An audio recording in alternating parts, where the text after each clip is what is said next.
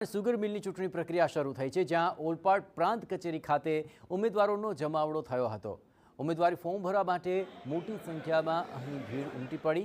ઉમેદવારો તેમના સમર્થકો સાથે અહીં ફોર્મ ભરવા માટે પહોંચ્યા હતા। આવતીકાલે ઉમેદવારી ફોર્મ ભરવાની છેલ્લી તારીખ છે। સાયણ સુગર મિલના પૂર્વ ચેરમેને પણ ઉમેદવારી નોંધાવી છે। પૂર્વ ડિરેક્ટરે પણ ચૂંટણીમાં ઉમેદવારી નોંધાવી હતી। આજે મારી પેનलના 12 ઉમેદવારો ફોર્મ ભરી રહ્યા છે। 2 ઉમેદવારોના ફોર્મ ભરાઈ ચૂક્યા છે। આવતીકાલે પણ હજુ 1 કે 2 ફોર્મ ભરાશે। સુગર ફેક્ટરીના સર્વાંગી વિકાસ, પારદર્શકતા અને સભાસદોની સુવિધા માટે મારી પેનલના તમામ સભ્યો કામ કરશે, એની હું આ તબક્કે ખાતરી આપું છું। કે 9મી ઓગસ્ટે સુગર મિલના કુલ 18 ઝોન માટે ચૂંટણી યોજાશે, જે બાદ 11 ઓગસ્ટે મતગણતરી બાદ પરિણામ જાહેર થશે। ત્યારે ઉમેદવારોમાં પણ ભારે ઉત્સાહનો માહોલ છવાયો છે।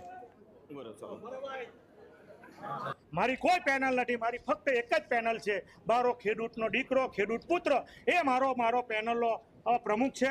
એના હિત માટે એ છે કે એ રીતે આગળ વધીને આવનાર દિવસોમાં હું લડવાનો છું। 9મી તારીખે મને ચોક્કસ વિશ્વાસ છે કે જે રીતે મતદાન થવાનું છે, મારી આંખની સામે છે। ખેડૂતોનો જે પ્રેમ છે, લાગણી છે, અપેક્ષા છે, એના માટે 11મી તારીખે હું જંગી બહુમતી 1000થી વધુ મતેથી હું ચૂંટણી જીતવાનો છું। એ એમની લાગણી દેખાય છે।